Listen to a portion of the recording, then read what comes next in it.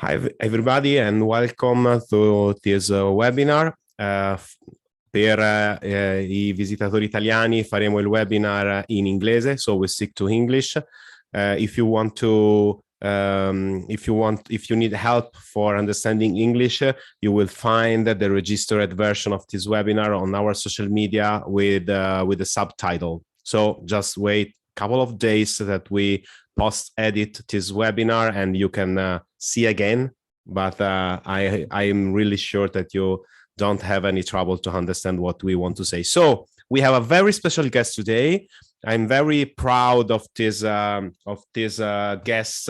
We are talking online because we never had the honor to meet him in person, but we are talking online and we were amazed of his knowledge and what he's doing for the tourism worldwide. He's a Professor Harold Goodwin, and we are very proud to have you here, and you are thank you for accepting our invitation. My pleasure. Let's hope you still feel the same at the end of the half hour. So how we proceed? Let me just see if there are people that are connected. Of course, they are arriving. We have, several attendees that are connecting, others are arriving.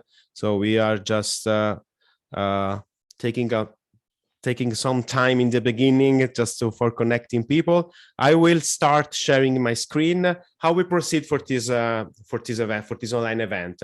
I will make a very brief introduction about the topic of the webinar. We are talking about overtourism, we are talking about sustainability, and at the end of my presentation, that will be, I promise, very, very short.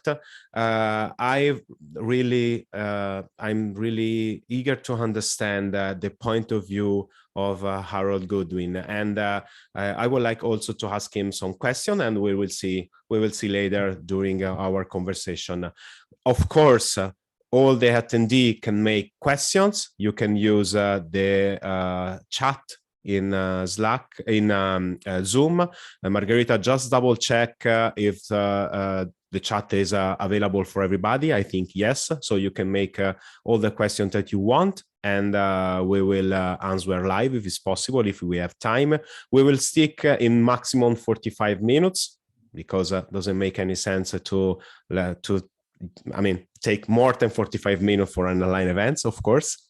And that's all. So let me just share my screen and make also a brief introduction about myself. I'm Mirko Lalli. I'm the CEO and founder of the Databe company. Databe company is a company that has a mission to democratize and simplify data, especially for destination. We work for several destinations. We are an Italian company, but we work for several destinations worldwide, and we use a lot of data to understanding consumer behavior, to understand the dynamics of the whole destination, and report in a very clear, in a very simple way to make better decision for destination manager on destination marketing and whatever needs to understand what happened in the destination itself.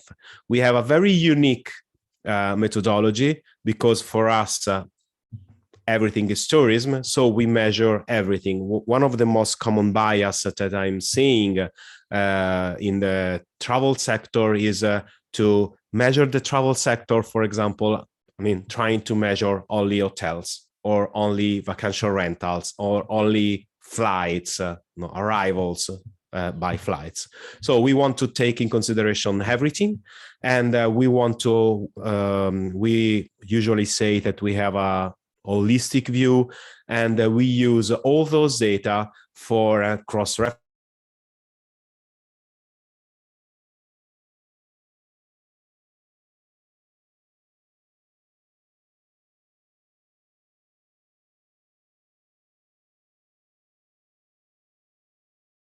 Mirko, you've muted yourself.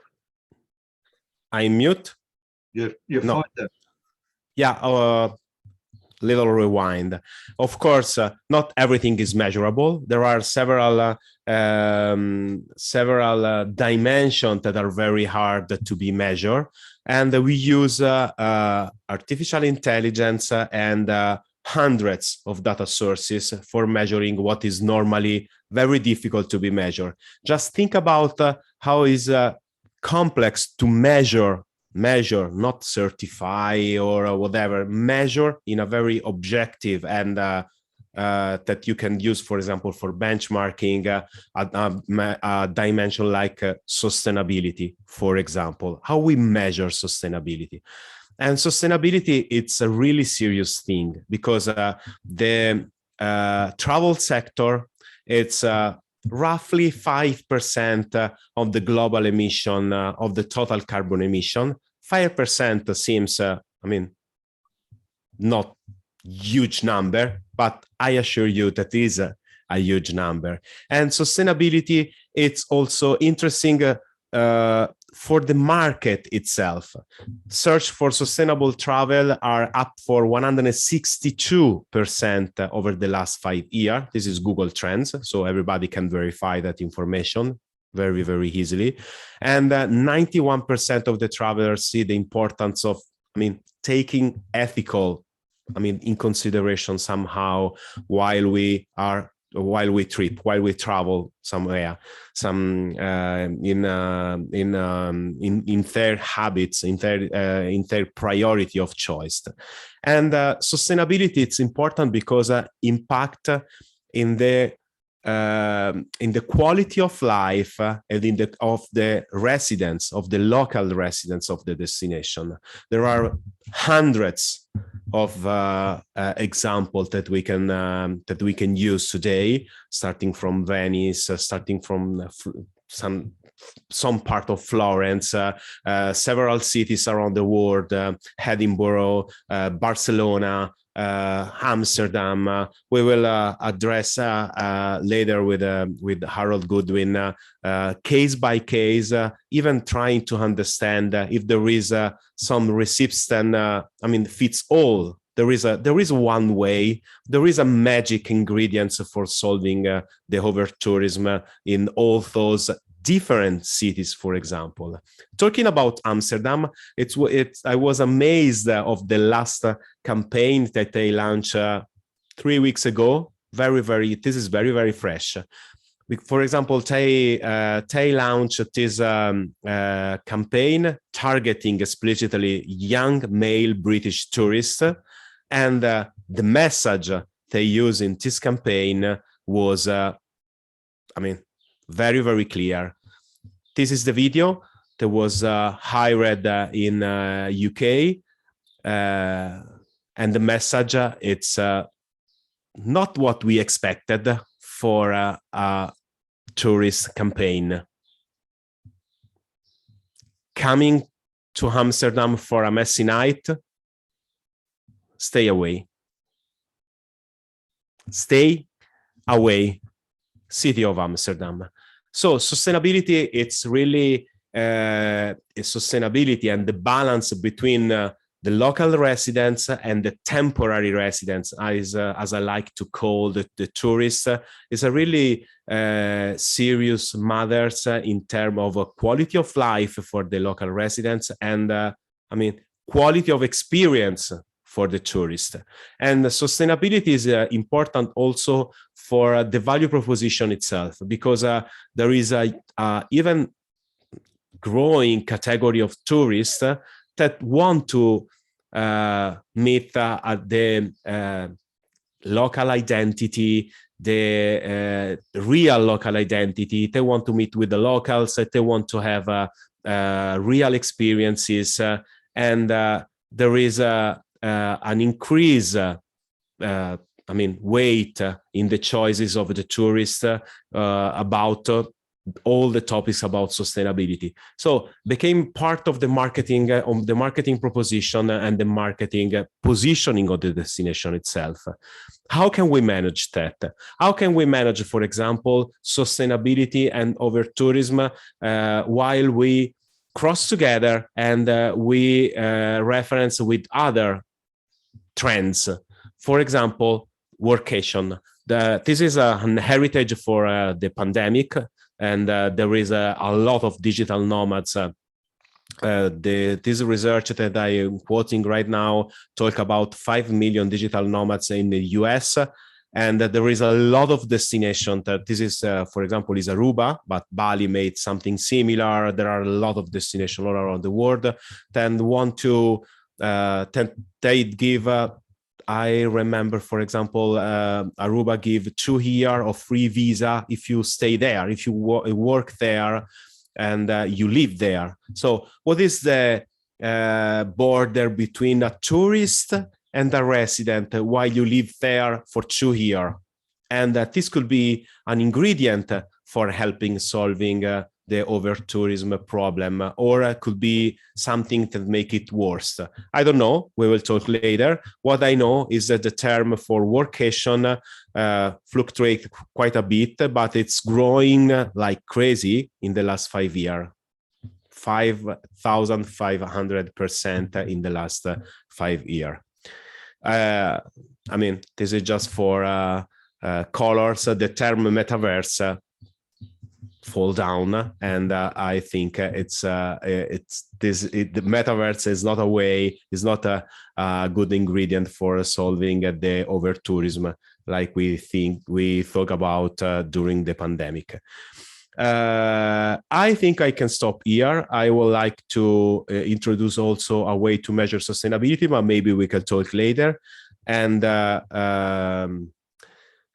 I think I stop my screen share and start conversating with Harold. Harold, what do you think? What do you think? My first question that I made during my presentation, there is only one way, or we have to address every single case in a different way? What is your experience in that field? I was fascinated by that introduction, and I think it is useful to see the data and be reminded. The data consistently shows that tourists are becoming more concerned about sustainability and more concerned about the authenticity of the experience. I was briefly a tour operator, and people, this is in the mid-90s, people were frequently buying 3-week trips. That's very rare now. People are buying shorter trips, but they're expecting more of an experience every day. They want every day to be action-packed with experiences, which really pushes the authenticity agenda. Now, the notion that you were talking about people wanting that contact with locals, is certainly not new. I can remember the first time I went abroad with my father to France on a day trip. He was just fascinated to get into the back streets. And you see that frequently now. It's not new, but it's probably more prominent than it was.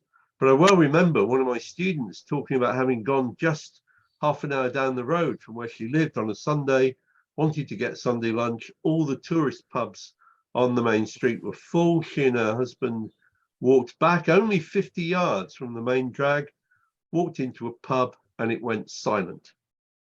Now, you know, that sense that a tourist has got somewhere, or a non-local, let's put it that way, a non-local has got somewhere where they're not welcome, has always happened. It happened to me in Scotland just after I graduated from university. I think what's different now is the sheer scale of it, and the fact that it's happening at large scale, and particularly in cities where it didn't used to happen. It's always happened in small communities, particularly in remote agricultural areas, perhaps in national parks, but now it's happening in cities, and that's, for me, what's new.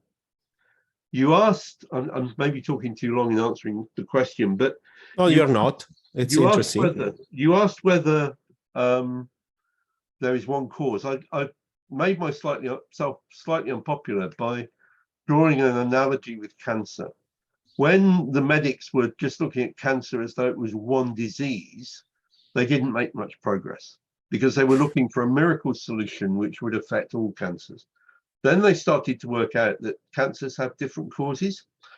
And until you see behind the immediate symptom and understand that the causes of those symptoms are different in different cases, it's extremely hard to deal with it.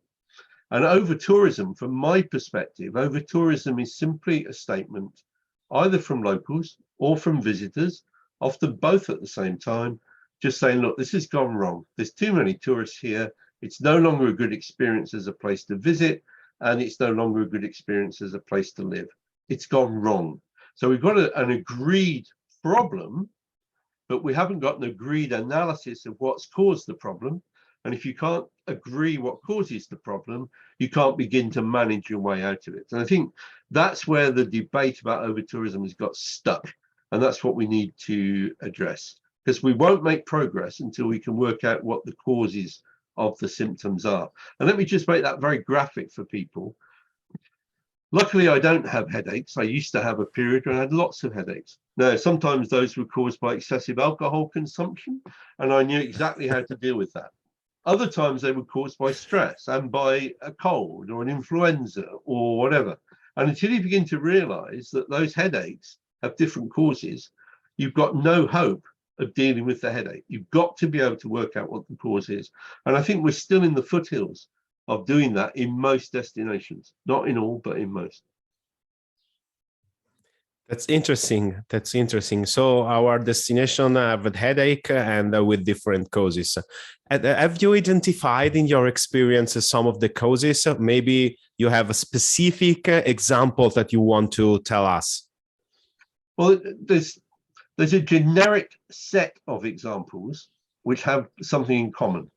And in that category, I would put London, certainly, Barcelona, Venice, Florence, probably, Paris, definitely. In those cities, the problem is that they are international icons, and the city, the people in the sense to whom the destination really belongs, we should come back to that discussion about who owns a destination. But the people who pay to clear up the litter after the tourists are probably the people who own it. The problem in all of the cities I just mentioned is they don't control the port, they don't control the airport, they don't control the railway line, and they don't control where the motorway comes into the city. And that means they can't control the flow of tourists. I've seen Venice advertised from as far away as Innsbruck. You begin to see then that day tripper experience is extraordinarily difficult to control. I happen to live on the line between London and Thanet, which is used to be a fairly deprived area with cheap hotels. Very frequently, you would see groups of students who were staying in Thanet 40, 50, 60, 70 miles from London, coming into London for the day. Now, those people are there. They're all visitors in the city. Sure. Their contribution to the city is different. The other thing you see in London particularly, I mean, the thing which I suppose gets me down most is St. James's Park, which I happen to think is a rather beautiful park. It's very convenient for people who decide they're going to have a cheap picnic. So they go to the supermarket, they buy a supermarket sandwich and a drink, probably imported, and they go and sit in St. James's Park. And very often by the end of the year, it's completely without grass. It's been wrecked. And that's because it's an open public space. So the notion that it's easily managed in destinations is I think fallacious. It's actually extremely difficult to manage over-tourism because you don't control the flow of tourists into the place. And that's made worse if you allow too many hotels to be built. Now there, local government, the city, does have some control because they have planning powers and they can either allow or prevent the building of new hotels. So one of the most successful things that Barcelona did was to stop the building of new hotels in some parts of the city, and they located them elsewhere. That is a defined power that cities do have. And that's amazing because basically you are saying that if you don't control the flow of the people that are coming here to your destination, all other activities could be, I mean, aesthetics, only very superficial activities that really doesn't solve the problem. But controlling the flow, I mean, could be even not possible because if you are Venice, maybe you have the chance because you are an island and you may have control somehow in the flow. But in a normal destination, could be very hard to control the flow. I have understood. That's correct. I think it is very hard. But what I would say about Venice is that, yes, it is an island, but it's not its own political entity. Sure. So decisions made about Venice, you'll be very familiar with this as an Italian. Yeah. The decisions made about Venice are made by the wider geographical area. Now, beyond Venice, beyond the immediate city of Venice, which is what everybody wants to visit, you've got large numbers of hotels, all of whom have a vested interest in those people being able to enter the city. Now, for a long time, I wouldn't go to Venice. I simply refused to go. Not actually for any reason of principle. I wish I could say it was, but it wasn't really. It was just I can't really bear to be there. And then a friend who knew Venice quite well said, well, look, come to Venice when I'm there. I'll show you some of the untouristed bits. And incredibly, there are a few bits that don't get along. There are. I'm not going to tell you where they are. You probably know, but we shouldn't share that knowledge because they'll be full of people before we know it. So we should keep that a secret. But the trick, he said to me, is look, stay overnight. Stay actually in the old city. And maybe the hotel won't be as comfortable as you might otherwise want if you stayed off the island. But it's amazing. At night, the island is empty. I couldn't believe it's completely empty. It was wonderful. And, you know, there are ways of avoiding the crowds. I'll give you another example, which is Prague. I used to tour lead. I used to run a Christmas escape committee every year when I was tour leading. And we used to go to somewhere where we could just escape a family Christmas at home. So it's a group of misfits. And we used to go to Prague because it was and still is probably a great destination. I've stood in Wenceslas Square with a group of tourists at midnight on Christmas Day and had the square to ourselves. But then, even before the wall came down in '89, I began to realize that I wasn't meeting any Czechs. I was only meeting Americans. At which point, the reason to be there kind of collapses underneath you, because why would I want to share Prague with Americans? If I want to visit Americans, let me go to America. An English pub, but not when I want to be in Prague. And Barcelona had the same problem. The World Service TV people do a travel program, and they did a whole series over about 5 years. They did about 3 sets of interviews with tourists on the Ramblas in Barcelona. And at the heart of each interview was the tourist saying, you know, I've come here, I've met some really nice people, but I haven't met anybody from Barcelona. Met Australians and Americans and people from my own country and Brits and so on, but I haven't met anybody from Barcelona. Locals, sure. That really conflicts with the authenticity demand, which has always been there, as I said, but it's become stronger. And that will undermine destinations in the end. One of my friend, I don't know if we can quote him, but I don't tell his name, says that the tourists really don't search for the real authenticity. They search for staged authenticity, because the real. He's absolutely right. No, absolutely right. The academics will tell you that for a tourist, or actually for all of us, authenticity is when we discover what we thought we were looking for. Okay. Yeah. Which is tragic. And let me really fix this in your mind. I'll tell a story against myself. I'm very good at these. So there I am in Delhi, and I'm again tour leading, and we're being invited to go to a performance of Indian classical dance. So in I go with my group, and I realize there's only my group there and a Russian group. And I think this is a tourist trap, because I've got a Russian group. And as it happens, the Russian group was being led by somebody I tour led in Russia with. So I kind of spent all my time talking to them. 5 years later, I'm in Kerala with the director of tourism, and he says to me, Harold, let's go and watch some classical Indian dance.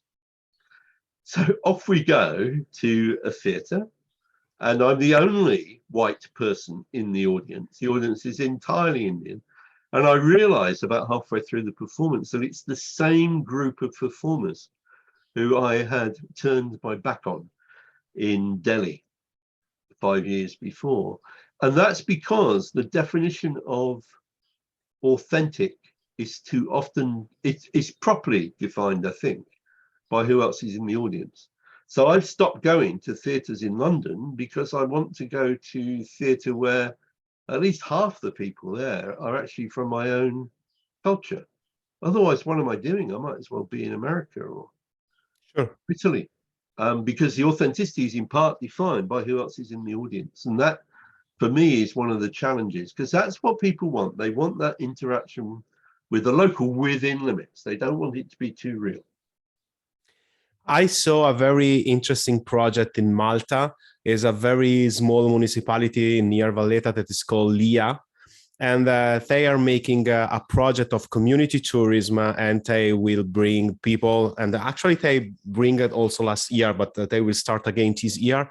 A very small group of 30 people twice a week in the houses of the local people. So the granny that make marmalades I mean, make some food, some local food. On the other make some specific artisanal project. And this is, in your opinion, could be an interesting project for other destinations, because they gain something in terms of money, of course, for the people who go there, because they buy something for their visit, and it's sustainable for the destination, because it's very, for the nature of the tour, could be only a very small group of people that go. Look, I couldn't agree with you more. I think, and the interesting thing is now there are lots of different models for doing that.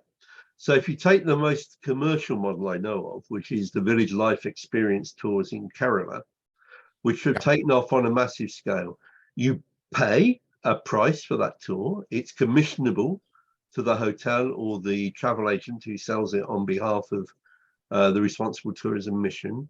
You then visit about 6 generally households where you do some craft. Maybe you make a piece of coir rope, you drink some toddy, you see the way toddy is made, you see it collect. And that's a straight commercial thing. The beauty of that is it's completely controlled, and you don't feel you have to purchase because you know you're paying for your visit. And that's the way the township tours, the best ones, are run in South Africa. I think that's probably where the idea came from. Other end of the scale in London now, you've got Unseen Tours, who basically employ homeless or previously homeless people who show you around their bit of London. And that, again, is a commercial relationship. But one of the best experiences I ever had is very similar to the one you describe in Malta. Back in the early 80s, when tourism was just opening up to China, in Tianjin, we went by coach out into the countryside up in the northeast. We went to a village. The group was divided up. They each went to a different family for lunch. Nobody could speak any Chinese. They couldn't speak any English. It was all done with sign language, but it was the height of the experience on that tour for everybody who did it. It was the thing they remembered because they'd had a genuine connection with Chinese people and they'd seen how they lived. And that's exactly what will be happening in Malta. The problem is that scaling that up is quite difficult, which is why I'm keen on the Village Life Experience model, because that actually controls it.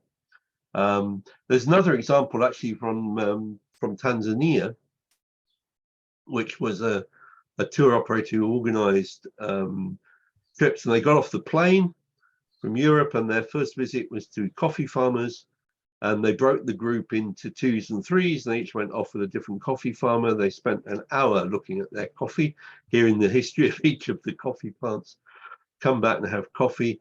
But that creates a group at the beginning of a tour in a most wonderful way, and creates opportunities for the coffee farmers. But the trick there was that they only ever went in the season to the same coffee farmer once. Sure. But the problem was the coffee farmer would be making more out of tourism than they did from growing coffee.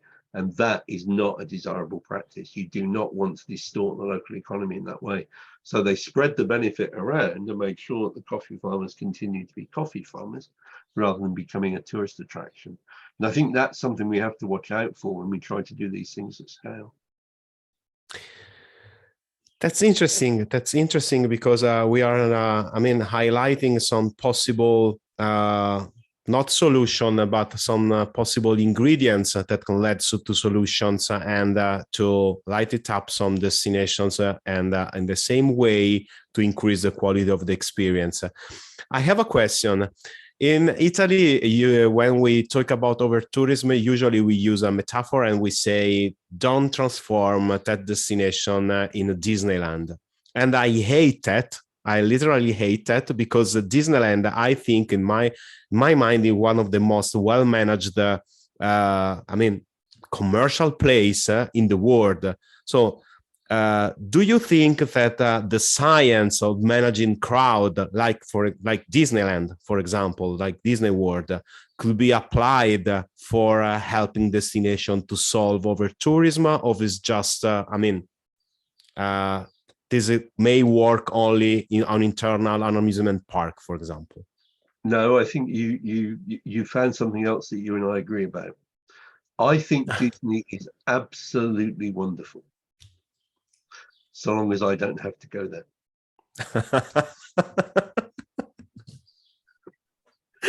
Okay. I feel the same about all of those experiences, and it's not just Disney. There's Center Parks. There's a number of others. There's the Therma places as well. I mean, there's plenty of places you do this, and the beauty of it is that you pay an entrance fee, so they control the number of people in there. Of course. They make a lot of money out of selling you things you didn't know you wanted, particularly if you've got kids. You can be very persuasive. In Disney's case, they also provide the accommodation. They make sure that the litter gets collected, either because they have enough litter bins and they empty them, or because they go around and pick it up after you. So in sustainability terms, it's very funny. My students always used to say, but they sell beef burgers. And I'd say, well, the tourist is going to eat a beef burger on that day probably anyway. They're going to buy it at Disney, or they're going to buy it in the supermarket. What's the difference? People eat burgers. That's not the point. The problem is how you manage the consequence of people eating the burgers. And we still live in democracies where people can buy a burger if they want to. I don't know how long that will go on. I hope it's the rest of my lifetime at least. But the point is, you're absolutely right. The difficulty is that you have to pay to go to Disney, whereas St. James's Park, that we talked about earlier, there's no way of controlling access to St. James's Park, so it gets trashed. Of course. And it's the ratepayers and taxpayers who have to pay to clean it up. Not only do they lose, so take me as an example, right? I'll put my grumpy hat on now. So I want to go to London and go to St. James's Park. I happen to have had quite a lot of romantic encounters in St. James's Park. I hasten to add, a long time ago, I'm happily married. But St. James's Park is emotionally significant to me. And obviously you probably know lots of spy films get filmed there because it's a traditional place for people to meet. So I want to go to St. James's Park. If I go there, it's full of tourists, the grass is trashed, and the birds have been habituated to beg from passing tourists. On top of that, I have to pay, if I was a Londoner, lucky I'm not, but if I was a Londoner, I'd have to pay to have it cleaned up, and I'd have to pay to have it restored. And for more than half the year, I don't want to go there. Now, is it any surprise in those circumstances that people get grumpy about tourism? Yeah, sure. It's not a surprise at all. No. I mean, I've bought some badges now that simply say I'm not a tourist, which I wear when I'm going out and about in Faversham and there are too many tourists here. I just have a little badge on that says I'm not a tourist, to remind people that there's a difference between. Now, you talked about temporary residents, and I'm completely with that. Kate and I go every year to the Ludlow Food and Drink Festival, which is on the Welsh border. It's a small town. They have a massive festival every year. And we go there because when we're there, we stay in a local pub, drink local beer. We've been going for 25 years. We know lots of people. We are, in a sense, I guess, is where you have the most age for heavy drinking there that you mentioned before. It's not the only place, unfortunately. I happen to live in the town with Britain's oldest continuously brewing brewer in it as well. But the point is that the attraction for us of Ludlow is not we're going to discover anything we don't already know. We're going home. We're going to a place where we're treated as temporary residents. And I think that people value that. Lots of people do it. Now, the negative side of that is that people will then go and buy a holiday home in that place. Now, that's something I've thought about doing. I mean, that is the original concept of vacation, where the noble in the 2 centuries ago, they go to their villas in the countryside or in other cities for 2 months. This is not, I mean, a trip. It's they were temporary residents there, so we are returning there. So this could be a solution for. It could, but the problem is it's scale now. So I can take you to little villages just outside Cape Town, or in Wales, or in Scotland, or in Cornwall, particularly. Sure. Which have been completely hollowed out. So the local people can no longer afford that. The benefit of when it was just the upper classes doing it was that the kinds of houses they were building are not ones that competed in the same marketplace as local people needed. The problem now is, because of various changes in the way mortgages are financed and so on, it's very difficult to stop wealthy people buying up properties at Sure. prices which frankly are a joke to them. You know, if you've got a house in London and, you know, a 3 or 4 bed house, central London, 2 million easily. You sell that up, you come and buy a property around Faversham, problem for me. You buy a second home in Cornwall, problem for Cornwall, and you probably paid off your mortgage. I mean, for them, it's a fantastic deal. But for people in Faversham, where I live, or in Cornwall, it's a disaster because local people are now homeless. The bottom of my road, there's somebody living in a garden shed because they can't afford to get a house. And the house that their parents have got is too small to enable them to live within it. So they now have a little shed, which is the living room and bedroom. And next to it, they have a smaller shed, and that's the portaloo. And I'm offended by that. I'm genuinely appalled, morally appalled by the fact that there are people who are homeless. And inevitably, that's what leads to the demonstrations, that noise at night when babies are trying to sleep. Yeah, if you sum up this phenomenon with the vacation rental phenomenon, Airbnb, and I mean, etc., you have the full spectrum of houses problem in the destination itself, because the prices became impossible for buying, but became also impossible for rent. Yeah. There's a website, I've just put it into Responsible Tourism News, run by a company which specializes in taking traditionally rented properties and maximizing revenue by going for a mix of rental strategies. There was one other thing. I see we're coming towards the end of our 45 minutes, and there was just one other thing I wanted to raise, which is in a way the question that lies behind all of this. We covered a lot of the issues, but the really big question for me, and the one that lies behind it all, is who does this destination belong to? And for a long time, destination marketing was left to the tourism industry, and they would present the destination the way they wanted to do it. So let's take the Baltic states. Sure. Immediately after they opened up and left the Eastern Bloc, they had an awful lot of sex tourism. And the reason for that is that there were young people desperate to make money, and they were prepared to enter into prostitution. And there were lots of people in the West, particularly stag parties. I love that bit of film from Amsterdam. Thank you for showing that. But that sense of the local people not being in control of that, the destination being used by the tour operators. I've got an advert from Wizz Air, which is basically advertising Warsaw and Krakow and Gdansk as places to go to because the beer's cheap. Now, I've been to Warsaw and Krakow, I've not been to Gdansk, but in my view, those cities do not deserve to be marketed as somewhere just to go for a cheap beer.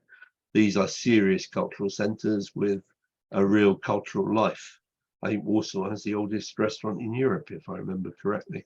So, I mean, it's just extraordinary for me to see the way a destination's reputation can be trashed by the way it's marketed by the airlines, by the hotel companies, by the tour operators. And somehow local communities need to be empowered to stop that. And interestingly, that's exactly what Barcelona has done, because they've created a tourism council which exists within the city council, where the leaders of the tourism industry are held to account by citizens who ask them questions in a public forum. And somehow that we need to rebalance that and remember that the destination belongs to the taxpayers in that destination, not to the hoteliers and the tour operators and the airlines. In your opinion, can be the destination brand, copyrighted and have some rights to ask to the destination council, for example, before to make an advert like you mentioned before? It's very difficult because the problem is every destination I've ever worked in, take Barcelona, because there's a good example there. Take Barcelona as an example. There's the House of Erotica, or whatever it's called, on the Ramblas, which attracts a particular tourist clientele. I've walked past it many times. I'm pleased to say I've never been in. I have an erotic life without needing to go to a museum. but the point is, nobody could control that. City planning failed to control it. Once it's there, it's very difficult to remove. And it's the same with cheap hostel accommodation. It's very difficult to remove once it's there. And the problem with over-tourism is we're trying to solve a problem, which if we dealt with it 20 years ago, by the way we were managing tourism, we wouldn't have the problem. And there are still places that don't have the problem because they managed it from the beginning.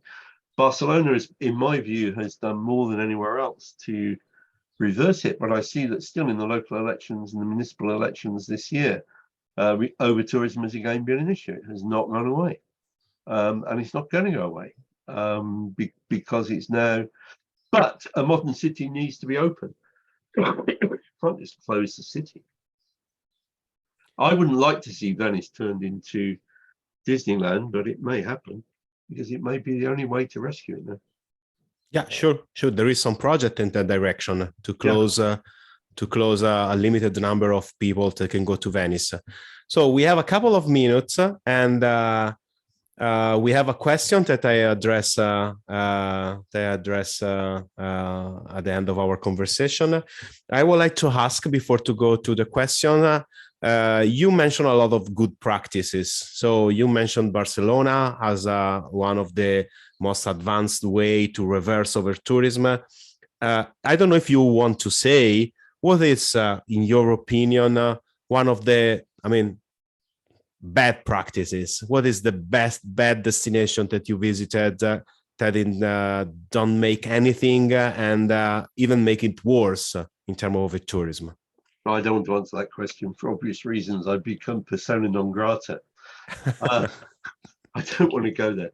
I think there are places. Dublin, for example, was off my to visit list quite a long time. They had a boom, a real estate boom. They built too many hotels, which meant at weekends they were deliberately attracting the hen and stag parties.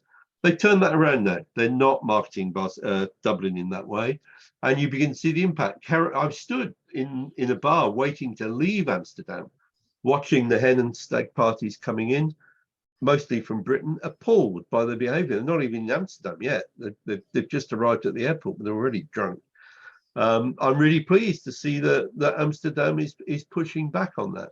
Absolutely. But it's much harder to deal with it when it's established than it is at the beginning. And moving the red light district is not going to be easy in Amsterdam. But they need to do that. They need to move it to a more inaccessible place. But, those businesses are very profitable. They'll have money. They will be able to influence politicians and they won't want to move from where they are. It's not easy to change these things. And I've every respect for those city officials who are trying to do it. It's very hard. So just to wrap up, I have a comment. There is not a question, but from Maria Tuttucuore. Ciao, Maria. Thanks for bringing up the Baltic states and the struggle that the local communities have there. I visit Estonia, and they have made a good effort to position the country as a responsible destination, highlighting its sustainability side. That's correct. That's true. Absolutely true. The cruise industry, and this is another aspect I would like to address, the cruise industry has instead saturated the Tallinn old town, unfortunately. That is correct. What do you think about cruise? Well, I think it's the same problem I was talking about right at the beginning. Dubrovnik is the interesting contra case because there the mayor controls the port. And the mayor has imposed, I think it's a limit of 3 cruise ships in at any one time. But the local authorities, if you like, have control over the port. That's quite rare. Generally, control of the port resides with the national government, and that makes it very difficult in Barcelona and Venice, and I'm sure in the Baltic states as well. Because again, the port interest is a very powerful, very commercially Of course. profitable sector, and it's very politically well connected. Very difficult. Of course. And the more people, the more money. Indeed, yeah. For central government. Karel, should the government rather than local council, so central government rather than local council, get more involved with Airbnb and low-cost airline control and better spreading over tourism? Of course. In my fantasy life, yes. I mean, the reality is that national legislation is important. So we're just seeing in Wales the introduction, the Welsh government is about to introduce an opportunity for local government in Wales to impose a visitor tax. That will help.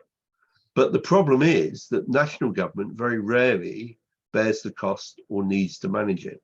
They just want the foreign exchange revenue.